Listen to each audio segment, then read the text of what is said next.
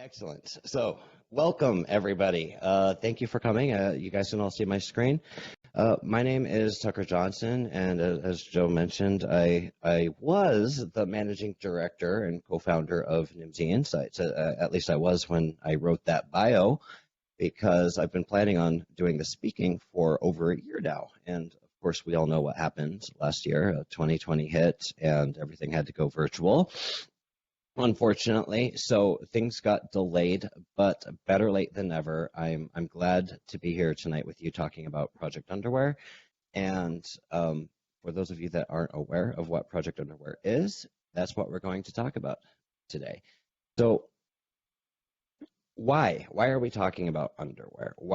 Why pick this name for this project and for this presentation?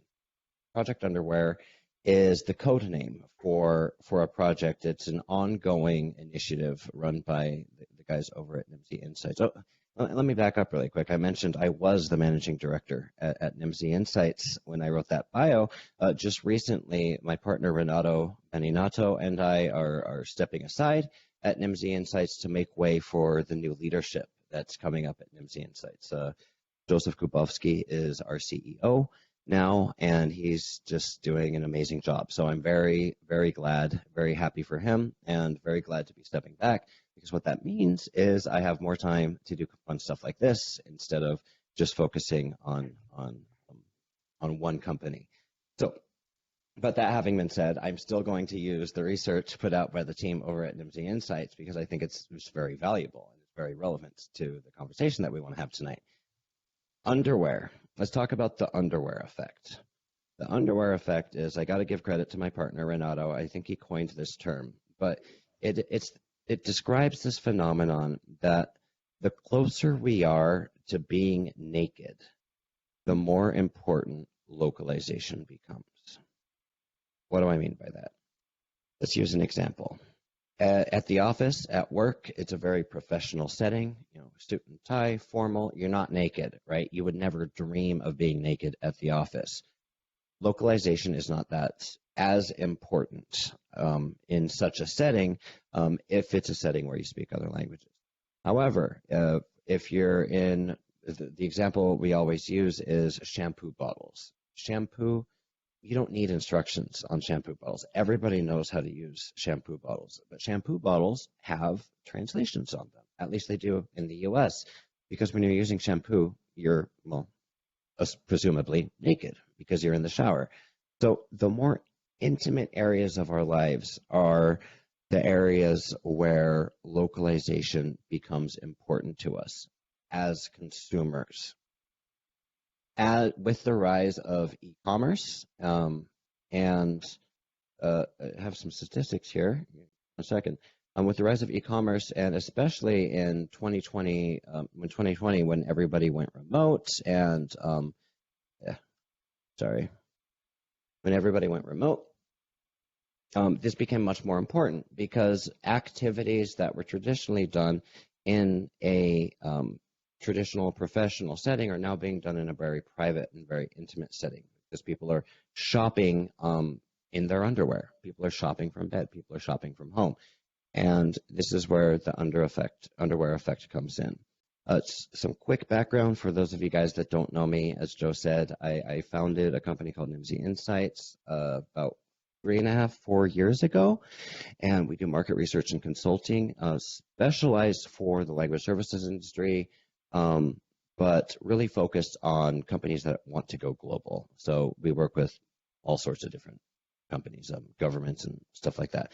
I'm also involved with Multilingual Media, which publishes Multilingual Magazine. I'm sure many people in this room, probably all of you, are aware of Multilingual Magazine. It's been in print since 1987. And we had the opportunity to pick up the baton for Multilingual Magazine this year, because everything that's happening, previous owners are passed the baton on to us. And so it's, lots of questions about that. I don't want to talk about myself, though. So let's keep going here. I want to talk about Gabriel. This is my colleague, Gabriel Karandysovsky. He's the Chief Operating Officer over at Nimdzi. He's the one that did all this research. So he's the lead researcher, extremely knowledgeable on it. I am going to try my best tonight to synthesize his research and to summarize it in a way that is digestible to everybody. But please be easy on me because I was not the lead researcher on this project.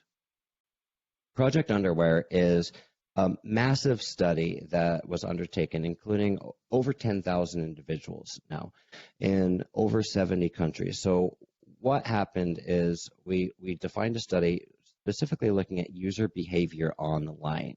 How do consumers react, specifically in regards to localization and in regards to language?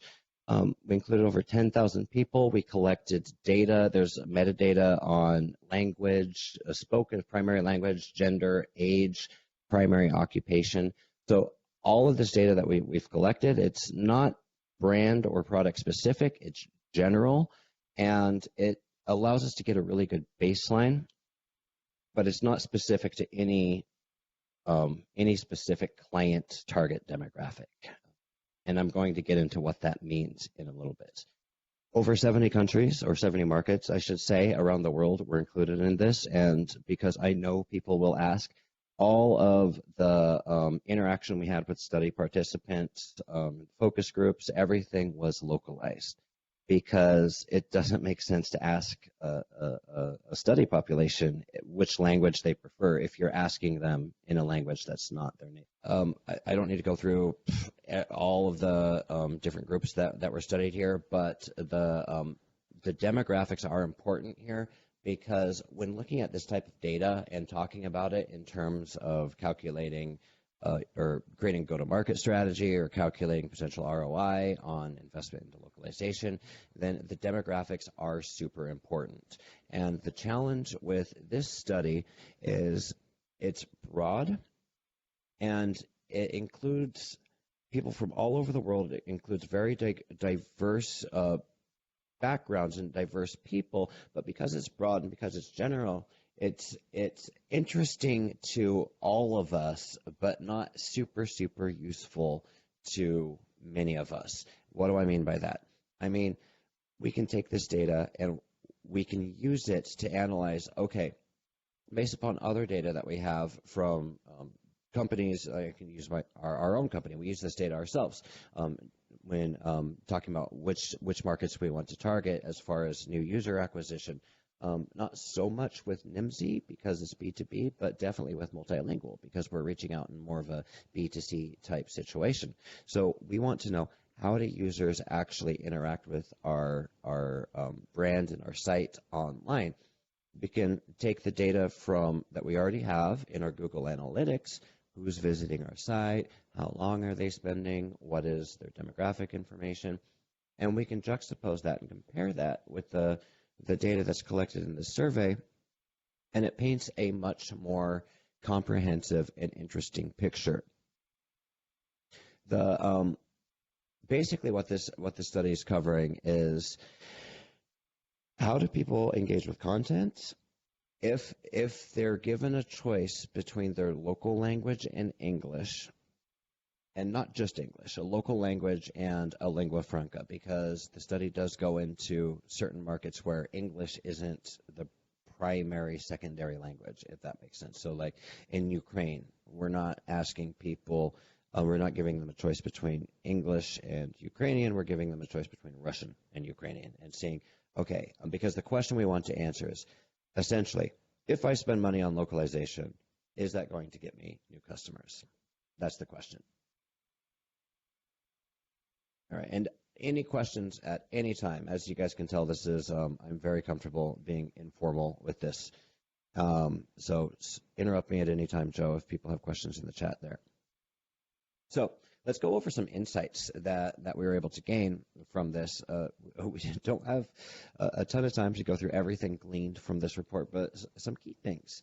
So I want to talk about mobile, and the reason I want to talk about mobile is because it's big, and it's going to keep being big. And I kind of hate that I have to talk about mobile, because it seems like mobile first strategy was what I was talking about 5-10 years ago. And so it doesn't seem new, it doesn't seem exciting, but I'm telling you it is. We have 5G rolling out around the world right now. And this is what we call a potentially disruptive technology. It's a technology that stands to change the way that we do things as human beings. And what that means for the language services industry is potentially a lot more work, because we are an industry, we're a support industry. We don't actually create things. We take what other people create and convert it and expand it, make it better, make it more accessible to more people. But we're not actually creating things. So when new technologies like 5G come around, then it's an excellent opportunity for it's not an opportunity. It's what it means is, well, it is an opportunity, but what it means for us in the language services industry is that there's more work coming, because more work, more production in the main industries is going to lead to more work for the language services industry. So really quick, some statistics about the mobile users. 5.19 billion, that's the number of internet users out there. So when we're talking about online behavior, 5.19, that's the number of mobile users out there. So when we're talking about mobile users, that's the number of mobile users. The number of internet users is far less than that. It's 4.54 billion. So what that tells me is that more people around the world are shopping online using their mobile device than they are their website. And yet, talking to clients, particularly about their shopfront, their storefront user interface, their localized user interfaces for their products, this is something that needs to be said, because I talk to a lot of people about this, and there's a lot of people out there that still aren't thinking mobile first. So if you haven't taken a look at your website, and if you're not enabling, I'm not a super tech guy, but if you're not enabling it for mobile, and not just in English, but in other languages, then you're definitely missing out. You're missing out on a big part of the market.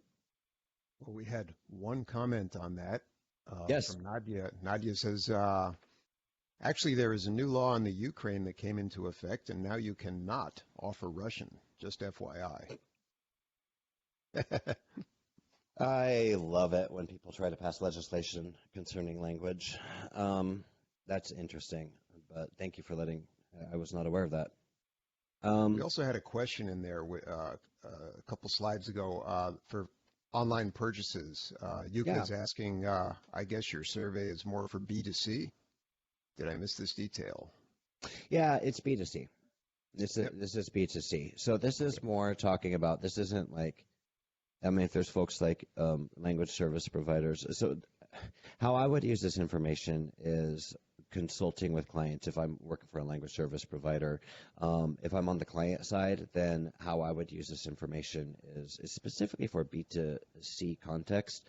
But there's certain trends that are still interesting, even if you're selling B2B. But B2B is very hard to study at scale. It's very hard to do research on, because the number of stakeholders that are actually interesting that you want to talk to, you care about their opinion, is far, far smaller. So that's why we chose to focus on this B2C. And the idea behind it was originally it was coming from a request from our clients, client-side clients who were, let's say, having trouble convincing the C-level, the C-suite, that they should invest more in localization. So that's where this information was born out of, because what we need to do is, we know, those of us that show up to IMUG meetings and go to localization conferences and whatnot, we know the value of localization. We know that it's a revenue driver, it's not a cost driver. But oftentimes on the buyer side, that sentiment, that's not well known up the chain. So that's where the study started out on. We started out to basically provide some data to support the fact that, hey, if we localize into more languages, it will lead to increased revenue. And here's why. So I'm not sure if that answers the question.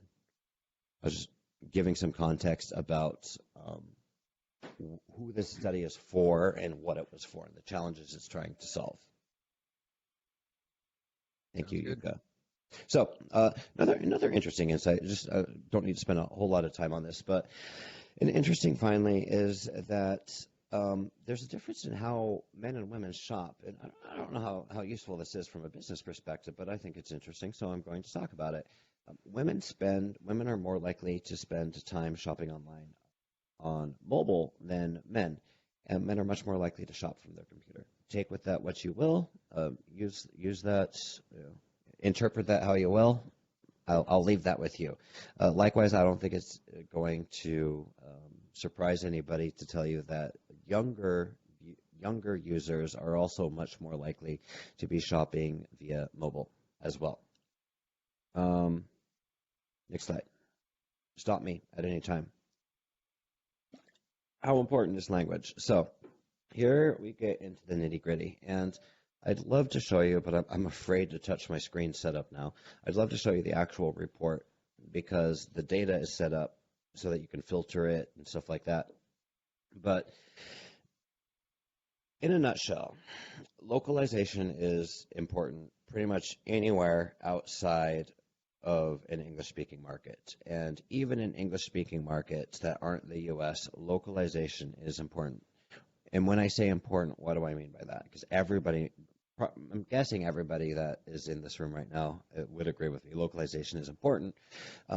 What I mean by that is localization leads to increased metrics that other people care about. So it leads to increased clicks, page views, conversions, whatever that metric is. That we don't talk about these things a lot in the localization industry, but we should.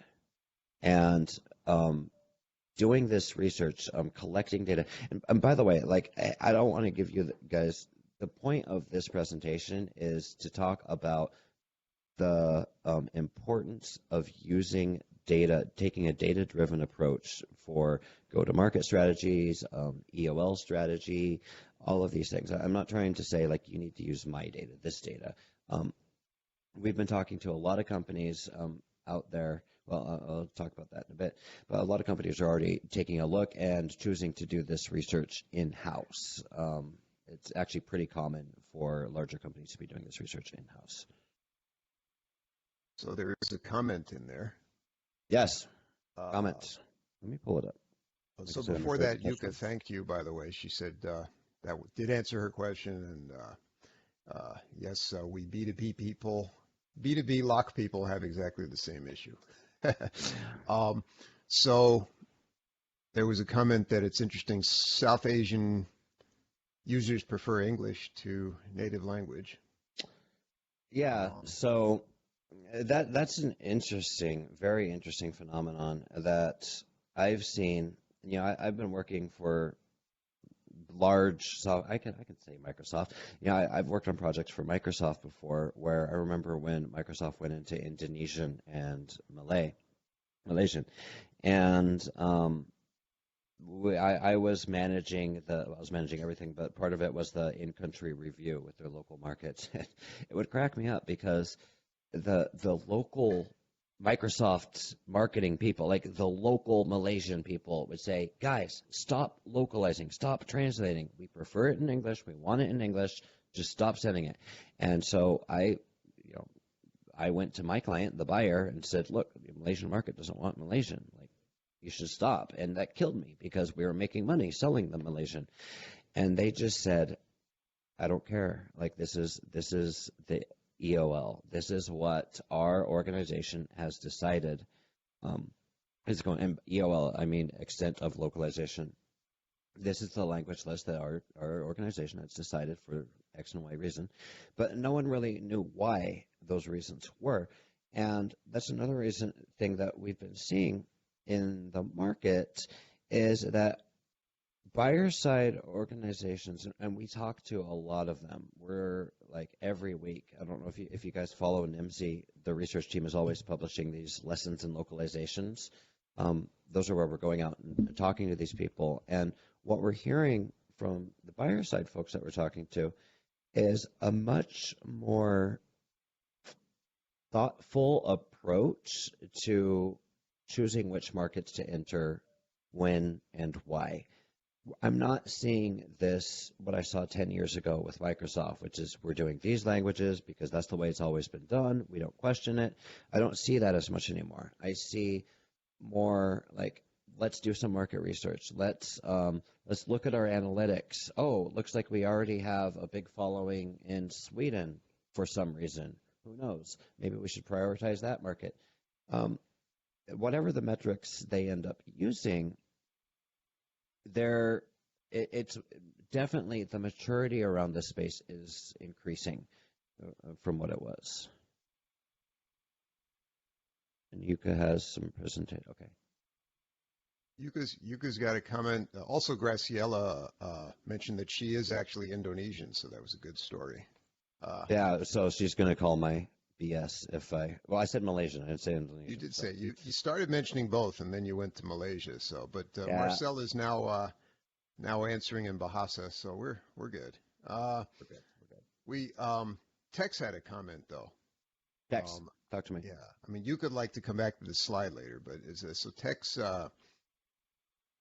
I think you've given us more depth on this slide, but he's pointing out that when you ask which language people prefer, there is often an assumption people make to answer, which is what quality will the translation have?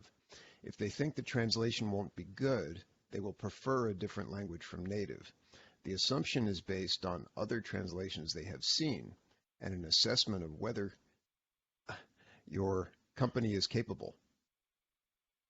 Yeah, I see it now, which is about quality of the translation. A different language from the native. Yes. I don't see a question in there. Yeah. Well, and then he says, so it also depends on the type of product. Hair care might be okay, yeah, but a technical product might assume they want more precise info, which is assumed to be English or source language. And then there's a comment from Rebecca Ray down at the bottom there. CSA Research has a big data set called Can't Read, Won't Buy, with versions for B2C and B2B.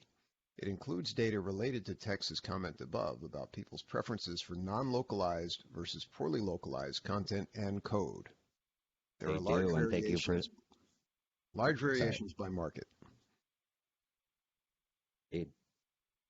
Excellent sales pitch for CSA. This is the same project, Rebecca. This is the same. We're looking at the same stuff, right? So to that point, we've all heard of CSA's Can't Read, Won't Buy, right? That report was originally written by my partner Renato Beninato when he worked at CSA, and CSA I think is still putting out that report. It's a good report. This is essentially that. I mean, we're answering the same question with that.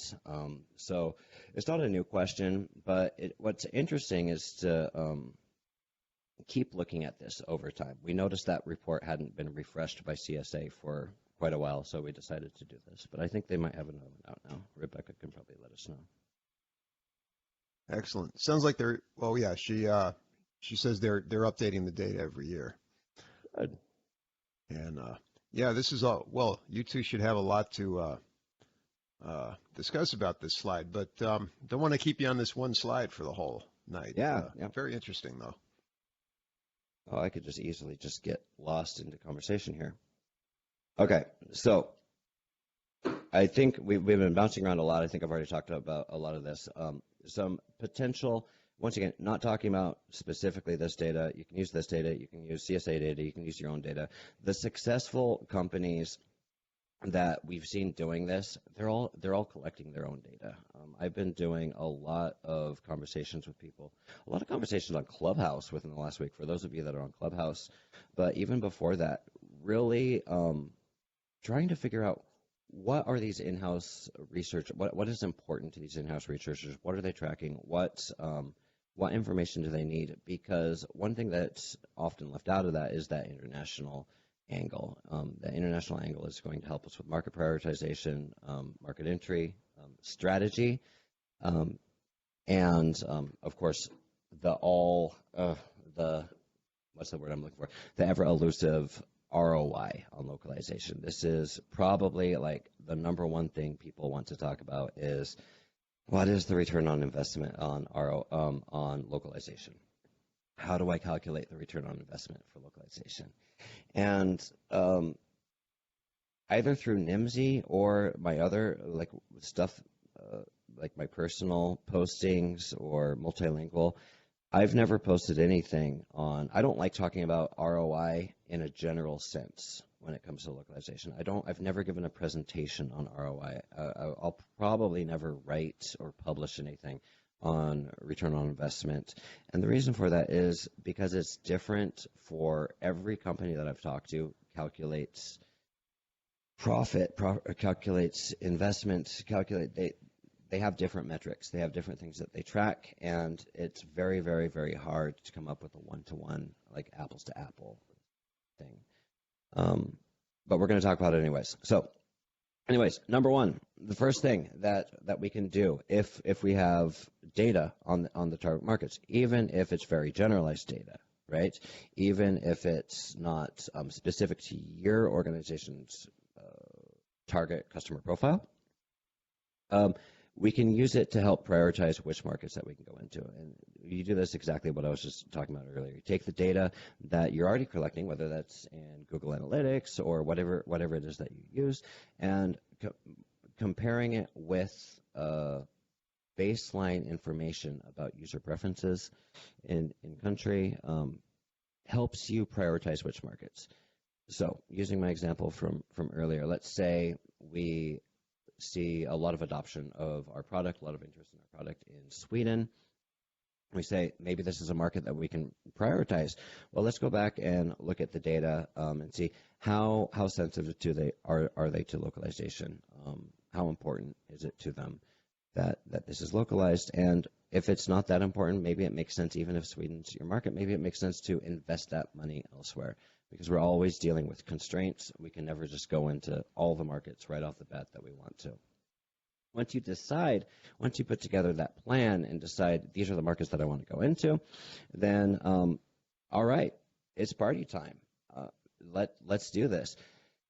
We can't use the same, well, we can, and plenty of people have, and plenty of people will continue doing it, but it's not advised, it's not ideal to just have one single market entry strategy for every market. Markets are different.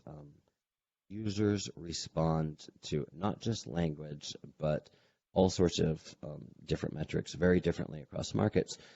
So having that baseline of data allows you to start having those conversations about how we're going to go into each of the markets we've selected. Lastly, I said I hate talking about it, but I'm going to talk about it. Forecasting the return on investment for localization efforts. And what this does, what we're allowed to do here is we're allowed to actually take a look at the data, take a look at our historical data, use it to make predictions on how much money we can expect to be coming from each market. So remember, this is the third step in the process. So we've already selected our markets. We've decided which markets were the highest priority. Step two, we've taken a look. We've developed a go-to-market, or not a go-to-market, but a market entry strategy for each of those relevant markets. And now, and this is still at the process before we've done anything, we can actually take a look and come up with estimates of how much we expect to gain from each of those markets. And we do that not just with survey data, not just with focus groups. We do that by taking the information and the knowledge learned from that and combining it with internal data, combining it with publicly available data that's already out there. But taking this personalized information, data, research, and whether that's your own or whether you research online or hire someone to do some research for you, just having a baseline of that information about your users to compare with your standard metrics that you're looking at allows you to really speak the language of the people that make these decisions. So, closing thoughts, then let's talk about it.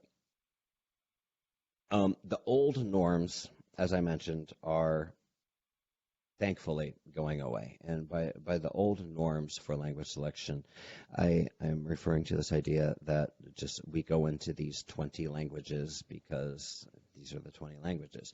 And I've sat across the table from clients and advised them to do that before. I said, just do what Apple does, right? Like, you don't have to think about that. That's bad. That's really bad advice now. Like, I would never give that advice now.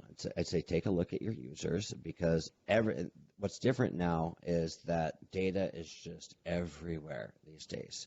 So you can't get away from it.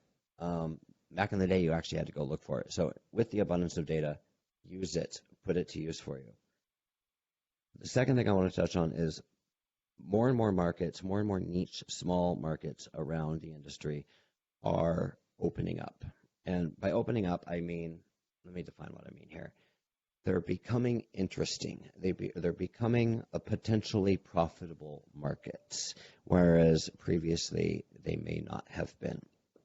And what this means, this is really good news, I believe, for the localization industry, because as more and more markets open up, the need for localization, of course, increases. And let me also clarify, too, that by markets, I don't just mean countries. I don't just mean borders. I mean demographic markets. So new markets are being created. There will be, in 10 years, a market to sell to Latino divorcees living in the southern United States with blue eyes. I don't know. That's a really bad example. But the point is that as society gets bigger, as we become more interconnected with the society, we're fragmenting into more and more niche groups ourselves. And so marketing, outreach gets more complex. Anytime marketing and outreach gets more complex, localization gets more complex. And with that, I think I will shut up here because I've already gone 10 minutes over time. Well, we have one question in there already. Awesome. Go easy on me, guys. I don't have my research team with me. Yeah. Well, I think this is more looking for a comment from you.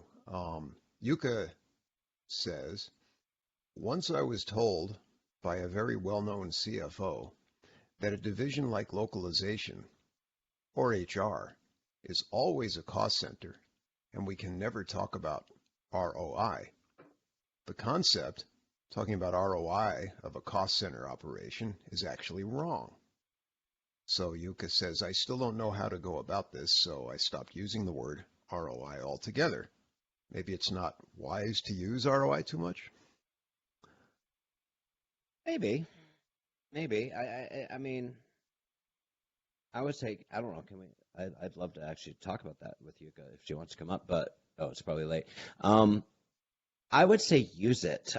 And here's why, because that's the word that the decision makers are using, right? It's all about speaking the language of the people that you need to talk to. So if I'm on, I'm a buyer side localization director, right? I'm the redheaded stepchild. No one cares about localization. It's a cost center. It's an afterthought. All of the stereotypical things, all of the cliche things that we think of. How can I start using the same language to describe localization as the CEO uses when he talks to or she talks to his or her CFO, right? I want to use the same words that they're using. So if they're using words like ROI, then I definitely want to use ROI. I just need to have a better response, right? I'm not saying you didn't have a better response, Yuka, but say, no, you're wrong. There's nothing sitting across the table from a CFO. And I know we have this, especially like on the vendor side, this like Napoleon syndrome where we don't want to argue with the client, but we are the experts when it comes to localization. The CFO is not the expert when it comes to localization. So how dare he tell us how to do our job? I mean, get that righteous anger, get that attitude, right? And say, no, with all due respect, you're wrong. localization is not just a cost center. It's one of the leading revenue drivers. And then you whip out your case studies. Oh, this other client that I worked with, we helped, blah, blah, blah, right? And that's where you start your sales pitch. But it absolutely is. I don't think I need to argue that point. I'm guessing most people in this room agree that it is a revenue driver. Most of us agree, but due to cross-cultural issues, cannot always tell a C-level executive that he's wrong. Well, actually, yeah, Tucker, easy for me to say, right? Okay, go ahead, Tex. Tucker, this is Tex. So, hey, Tex. there's your junior and behind you. Come to argue the point as well. So, Awesome. Yeah, the problem is that language alone or localization alone is not going to get you into most markets, right? So because you have to look at, having offices, you have to look at your sales approach. So to talk about localization as if all I do is change language to get into a market is not going to get you an ROI, right? So the ROI has to be based on all of the other factors that allow you to get into a market, including, the legal issues, the business issues, and so forth. So that's why it's considered just a cost center. It's a part of that bigger package. If you go into a CEO or CFO and say, look, if we just do this language, then we can earn this much, and you haven't factored all of those other issues, then he's just gonna laugh at you. I mean, he won't laugh at you, but he'll dismiss the concept because he knows he has to go and do all of this other stuff to get into the market. So I think that's where the distinction comes in. Yeah, makes sense. Yeah. Well, this is a whole topic in and of itself. Marcel says, right. ROI is one of those white American male words that has taken on a life of its own within that subculture. so, yeah. I don't know what we that could means. Go on. Well, it's very woke. It's very there woke. we go. There we go. So the C-level executive is here now. I can see that on your video. But One of them. I was going to mention, while nobody's typing for a change, that it's funny that you mentioned getting involved with multilingual now. I've shortened all my stories, but when I talk about IMUG's history, I used to start by saying that in 1987, a guy named Seth Schneider founded IMUG. He met somebody in an Apple computer store, and they said there should be a group like this. And after he was done with Stanford, he moved where? Sandpoint, Idaho, to found Multilingual. So I am such a poser. Like, I own Multilingual, but I don't know the history half as well as you do, sir. So thank you for letting me know. Well, Seth was like this. Seth I've was heard kind stories of from Renato. Yeah. It's really like people had to take over the business and run it as a business, but he was great at starting things. And he really I think he probably spoke every language. I don't remember anymore, but it took a vision to get it started. That's not what keeps it going. So, it's a team effort. It takes a lot. It takes a lot to keep it going, but another conversation. Yes. Okay. Well, does anybody else? Here we go. Let's see. So Yuka's back on the difficulty speaking to a male C-level person. So that, Yuka, I joke, but that's a very real concern, and I do want to acknowledge that because I've worked with multiple, not just excellent Japanese female project managers, teammates who just were crippled. Like, I don't understand it. I don't have to understand it because it's not my culture. I can try to understand it, and I do try to understand it. But that cultural difference is real, and I'm not the right person to talk about that other than to say I acknowledge that difficulty, and I respect what you have to deal with. So Tex is still commenting on,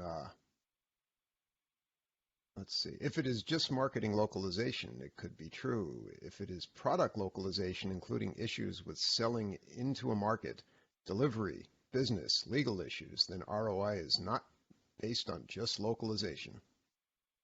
Sorry, Joe, I was just replying to Yuka's comment. So Okay. Okay. Well, Yuka and I were having a chat. That's good. Yeah, but that's a very good. I mean, it goes to the point of, 10 years ago, like a base level market research was much more powerful, much more meaningful than it is today. Because today people are taking so many different things into consideration when they make these decisions. Whereas, like, I seriously, I just can't. I'm baffled by it. Like, I'm not baffled. I'm overjoyed by it. Because 15 years ago, it's like nobody cared that I was talking to, anyways. That's the feeling that I got. Nobody cared about really understanding why they were going into the markets they were going into. They were just doing it out of fear, out of reaction of, oh, these other guys, we need to get there before our competitors. People were talking about, how do I get into a market first? People weren't talking about, how do I make sure that I prioritize the markets that are the best fit for me, my culture, my brand. And those are the conversations that we're having with people today. Yeah, I think, my experience, I think you're right that today it's going to be more data-driven, with a lot more options for personalization or customization for the market. But 15 years ago, my experience was I would make proposals and look at all the financial analysis. And of course, these were smaller companies, and the CEO would say, yes, but I have a cousin in France, so I want to go to France as the next market, so I get to fly there. And it would dismiss all of this analysis we had done about the opportunity and so forth. So, and that happened to me several times. Yeah, it's happened to me too. I've won clients because I worked for companies that had offices and locations that they wanted to visit. Exactly. Right? So, yeah. It happens. What else we got in the comments, Joe? So, Tucker, my first comment early on was about how do you ask people about their preferences when they're making assumptions about what kind of translation you're going to give them, what the quality is. So in your survey, how do you address that so that when you're saying, well, do you want Ukrainian or Russian, and people are thinking, wow, if this guy gives me Ukrainian, it's not going to be good quality Ukrainian, or maybe the precision and details of the product specs won't be clear, and I still have to go back to the Russian if that was the source, or I go back to the English in order to know what they're really saying. I used to talk with a lot of people who said, well, we like to look at your translation, but then before we sign a customer agreement, we're going to go read the English to make sure we really understood it. Or I'll have my kid who understands the English better to go and tell me that it's safe to use and I can trust it. Or trust what I understood in the translation. So when you ask people for your survey, how do you factor that into the analysis?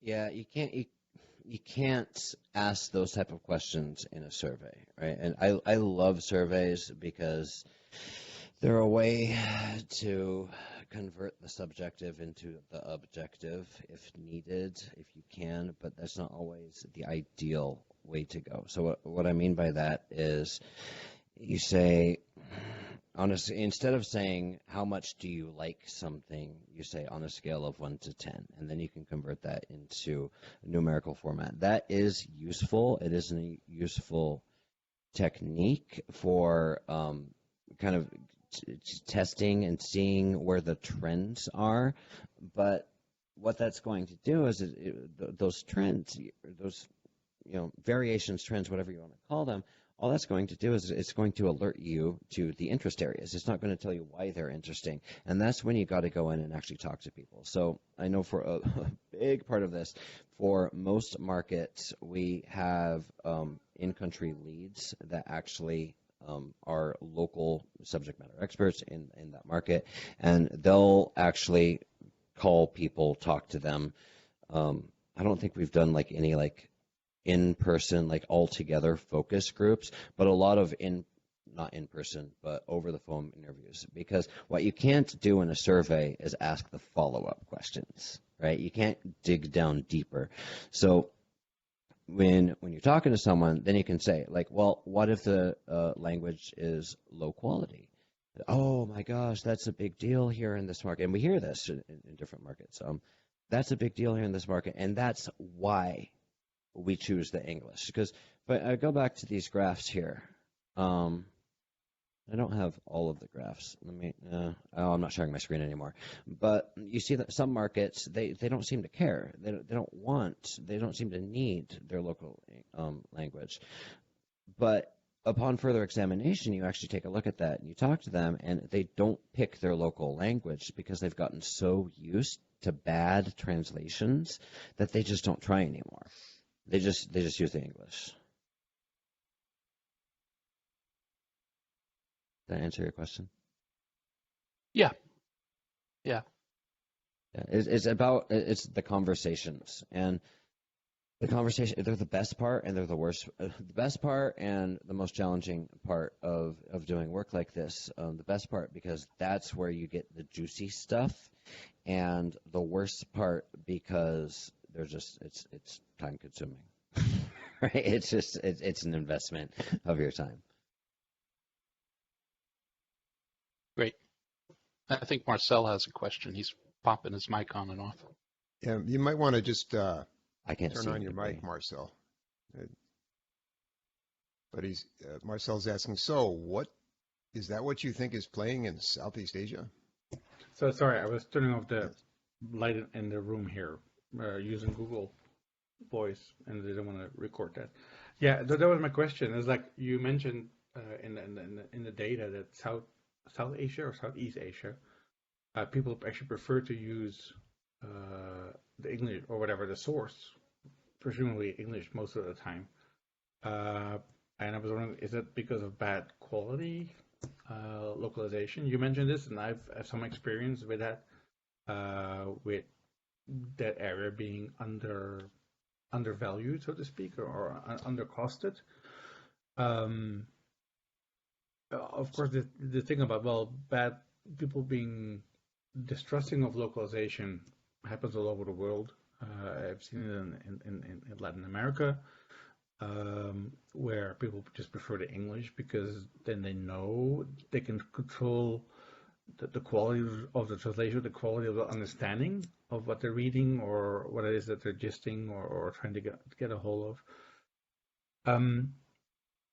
So is it because you mentioned that low experience with low quality localization as a number of times as a factor, do you see a regional aspect to that?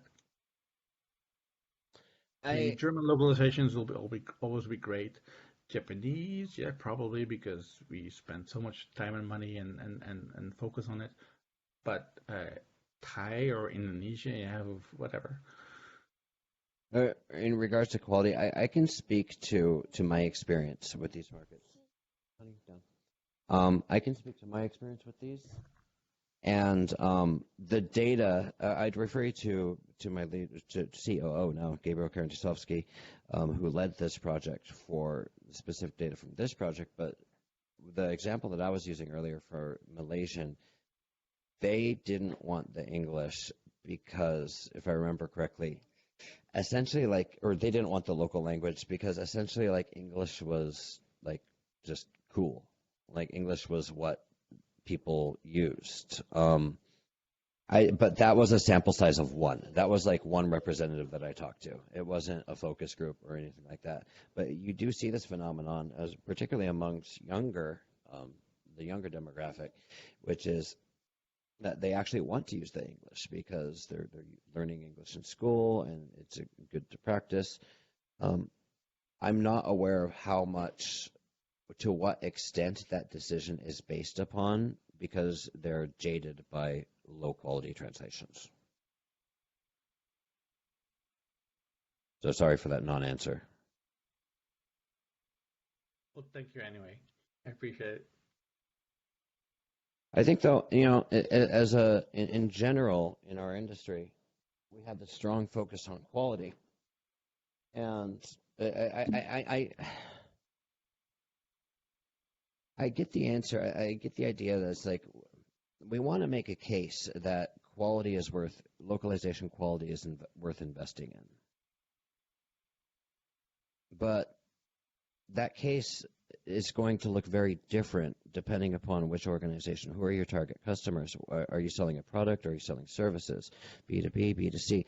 All of these different things is going to look very different, of course, but also I don't know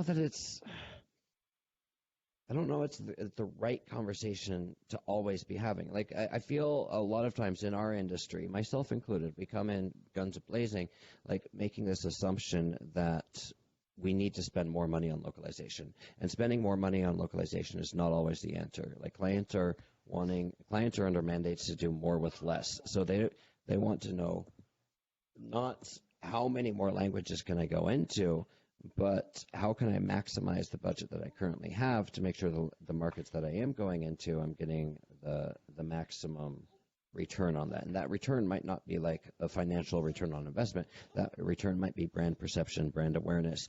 That return might be strategic. It might be first mover advantage. You might decide, I want to go into 100 languages around the world before my competitors does, just to get first mover advantage. You might not see a return on that for a very long time. That's somewhat related to what the point that Tex made earlier. It depends on what product or what market you're talking about, like shampoo versus software. Or shoes. Yeah. Siley has I'm sorry, am I saying that right? Siley has a comment. As far as India is concerned, English is preferred because of the number of languages. English is the one language that kind of unifies us all there, since all of us have different native languages. It's always go ahead. And we've done some research on India too, but I'm not going to sit here and argue with somebody from India. But we have seen an increased interest, I would say, in local languages in India. Not from the buyer side. I'm not talking about like talking to people on the buyer side, that too, but an increased interest from local, what I was referring to earlier as markets, like these little niches within a market, these sub-markets. And my prediction is, 10, 20 years from now, we're going to be talking about, remember 20 years ago when we wouldn't even localize into more than 5 Indian languages? Because it's just going to be normal that we're localizing into all of these languages. People are going to get used to it. That's my prediction. I'm not a futurist, though. I could be very wrong. Well, we've got more than one futurist here. That's good. I'll get to. No, I said I'm not a futurist. I'm not. Please don't call me a futurist. Well, we've got at least one in here. Don't worry, we'll get to one. But first, since quality had been mentioned, Yuka said that quality is another term that I stopped using about 4 years ago. So then Xiang asked her to explain why, and she says, we have to talk about effectiveness. And there's agreement in the chat thread on that one. She says, if it is effective, it's good, even with some mistranslation. Define effective, right? Effective. Agreed. Absolutely agreed. But it's like, if I'm a marketing manager and I need to bring in leads from all markets around the world, whatever my goals, I don't care about the quality. I care about my goals. My goals are, how many leads can I bring in? How many conversions can I get, right? So how effective is it? So abso-freaking-lutely. We need to stop talking about quality, guys. We need to stop talking about, no one cares about quality. Who cares about, I don't know, figure out what we care about. It's different for everybody. Well, comments are still coming up on quality and effectiveness, but Rebecca chimed in to say that we may see the preference for English, or whatever the source language may be, change with the generations beyond Gen Z, because they will have had the luxury of better translation for many more languages due to the advances in NMT and increased investment by many companies in the B2C space. It's true. Very good point. The opposite could happen too, because I ask myself too if the opposite isn't going to happen, because with the internet now, children growing up in Ghana well, that's a bad example. They speak English, but you know what I'm saying. Children growing up in Philippines, it's horrible. Children growing up all around the world have access to YouTube. They have access to media resources, online learning, all of these different things. So I wonder, will we not all become more multilingual? I doubt it, because humans are lazy, especially Americans like me. And go back to the slide about Americans. It's like 0%. I'm like, come on, this has got to be around 0%. I'm like, seriously, no, like English Americans, we just don't want to learn other languages. Pretty close to that in England. There's also a counter trend now, though, where products and information, videos from other parts of the world are able to establish themselves and go viral. So, Bollywood becomes a bit more prominent, Chinese videos, TikToks and things like that. So there is a dilution effect, and also the idea that American products, especially television, film, are not always now. They don't have the same. I don't want to say reputation or value that they used to have. So that you have other media now that can bring other language and culture into the forefront of the global community. So I don't know if it'll ever get to the extent that English has, but at least there's a nice counter to the homogenization that has been going on for the past 10 years, 20 years. It's a great point. I love to see Netflix doing. I just use Netflix as an example because they've taken a very conscious and deliberate approach to world domination, and I respect that. But what I also respect that they're doing is they're bringing foreign culture, essentially foreign art, foreign movies, into the households of. And I'm speaking from my own personal experience here. This isn't like Project Underwear. It's bringing foreign experiences into American households because Americans do not, most of us do not seek out foreign experiences, right? They're just happy to speak English, and it's teaching us that other cultures have useful contributions to entertainment as well. And I say that because as an American, like growing up in America, you're spoiled. You have all of the TV shows, you have Hollywood, you have all of this, and so you don't watch other shows. But like I see my wife's not originally from America. She watches shows from all over the world, and she doesn't think anything twice about it. And I love that.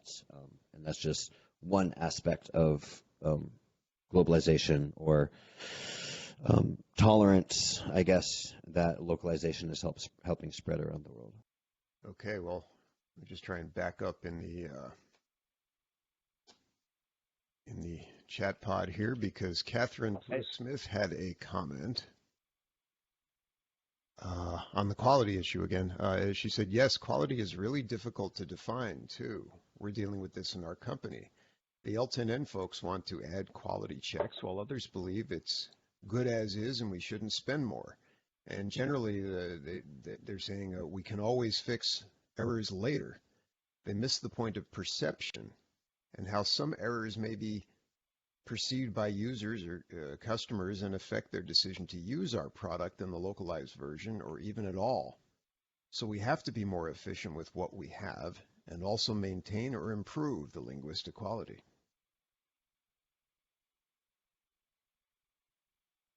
So I think there's universal agreement to that one. Maybe. Maybe not, though. I don't agree fully with that. I don't like this. I don't. I apologize. I forget. Was that Yuka? That was Catherine Blue Smith. Catherine. Hi, Catherine. Yes, hi, Tucker. Oh, yay. There you are. Yeah. Yeah, I'm not sure that I actually agree with that because I don't know that I agree with this use of the we have to, right? Like we have to, because like when I hear terms like that, I hear indoctrination, right?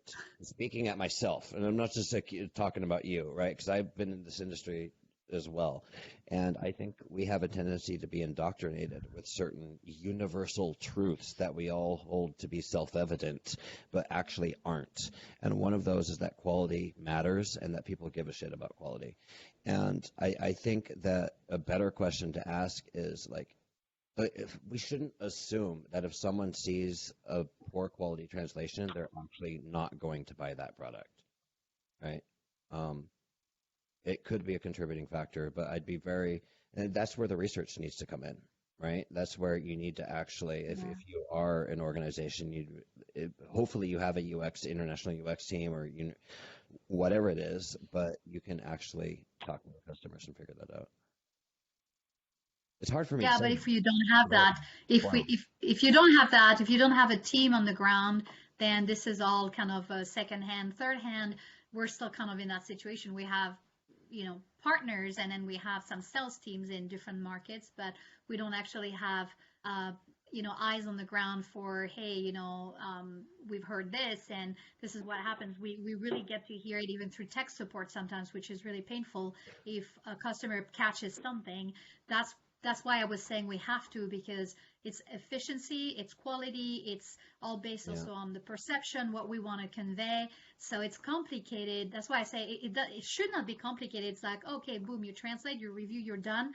But sometimes it's also tone, intent, voice, all of that is part of that quality. So anyway, we could talk about that for hours. I also happen to know, or I think I know, which language you're talking about based upon previous conversations I've had with you. Yeah. So the language, I don't want to say anything because I don't want to spread what you're doing, but language matters too. If we're talking about Japanese, if we're talking about German, if we're talking about French, this is a completely different conversation than if we're talking about Tagalog. So, sorry, I probably should have clarified that before I said language quality doesn't matter. True. Yeah. Thank you. Yeah, thank you, Catherine. Good to hear from you. Okay, so there's quite a conversation going on in the chat pod with Harry and Yuka and Marcel, which is, we're still talking about quality here. This is a big battle. Yeah, that's well, I don't want to talk because I have I don't want to abuse a platform here, but this is kind of my point. Come on, guys. Knock it off, right? Why, as an industry, every time we get together, we want to argue about quality and why it's so freaking important? Who cares? Like, ask your client how important it is. Ask Catherine, right? Not how important is it, but how is quality important, right? Like, what is quality? Every time I'll have a conversation with a client, or back in the day, like the first thing that if they want to talk about quality, the first thing I'd say is, what is quality? Like, let's define our terms, because until we define our terms, there's no point having a conversation. But what I've found is even that is a fruitless exercise, because you can define your terms. You can have objective KPIs, metrics that you're measuring against. Quality is a term a client uses when they're just unhappy, when they want something changed, right? So here's another example. I used to work a long time ago. I worked with a guy. It was a localization company, but he used to be a painter. He used to paint houses. And when they'd paint people's houses, the crew would always leave a corner that was unpainted. They'd always leave a mistake. Why? Because they knew the client was going to call and complain about something. They were going to find something.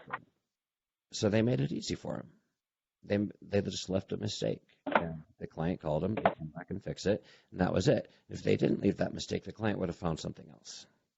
Right? Maybe the client didn't like the color. Now they have to paint everything. So, I hesitate to have these conversations with quality too much. Right? But keep going. I don't want to say, hey, stop talking about quality. But that's my 2 cents on the matter. Okay, well, let's see. We got more. They're still talking about it. They're still talking about the same thing. Yeah. So I love it. I tried to stop them. You go, guys. Yeah. You go. Just keep doing it. It's a real struggle sometimes, right? I think in the middle of that though, where did that go? Sylvia popped in to say, back home in Portugal, we often had Italian, Spanish, British TV shows. I grew up listening to all those languages, and I wonder if that is why. It just popped away. I keep losing people's posts here. Let's see. But that is why I love languages so much. That's a good comment. I've always been envious of that. We don't have that as Americans. First country not counting Canada, the first country I went to was Denmark, and first guys I met spoke 5 languages. Yeah. So most of them made sense, but they also knew Czech. I said, "Why do you know Czech?" And they said, "Because we like hockey. And we're always watching the Czech team on TV too." So well, that was impressive coming from America. I was commenting before that England is not far away from America in the lack of interest in foreign languages, though. So it's not just the size of the country. Yeah. So does anybody have a specific question here? And we have a link suggestion before everybody needs to click on the link that Benham just dropped in there, because when Blue Jeans shuts down, you'll lose this. So click on it, open a browser. It's a Medium post about the Persian flaw. Okay. Thank you, Benham. Nice. Love those stories. All right. And thank you, Tucker. Well, thank you very much, guys. This has been apologize for the technical difficulties. I don't even know what camera to look at anymore. Yeah, this is super fun. I've been wanting to come down to your guys' secret clubhouse for a very long time, and I really appreciate this opportunity to join. Maybe I can join more while you guys are still remote, or when we go back to in-person, because that was the original plan. Would be great to have you down. We'll co-host. That's right. But she might be a little bit too young to travel that much. Oh, yeah. But I don't know. I think I turned on some cartoons for her, so she's good. Excellent. Thanks, Welcome Tucker. to the new nice normal, presentation. everybody. Thank you, everybody. Thanks for sharing your thoughts. Great Thank you, presentation. guys. Very good discussions, too. Thank you.